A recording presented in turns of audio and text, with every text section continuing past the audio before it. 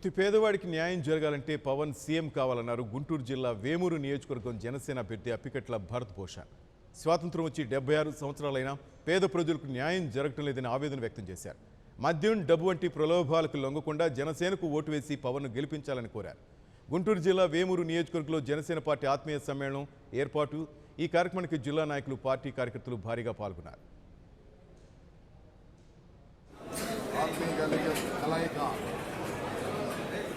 చక్కగా జరిగింది.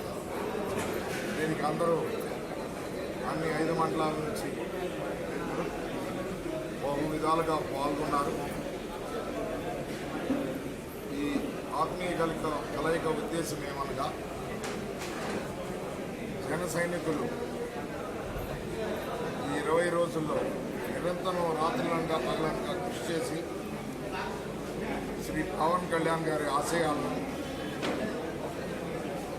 సిద్ధాంతాలను అమలు చేయాలంటే నిరంతరం కృషి చేసి